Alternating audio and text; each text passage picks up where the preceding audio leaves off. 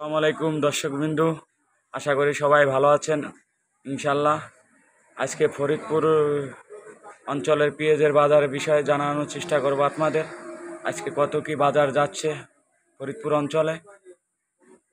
আজকে নকুলাটি বাজারে পেঁয়াজের বাজার 3700 থেকে 3750 টাকা বিক্রি হচ্ছে।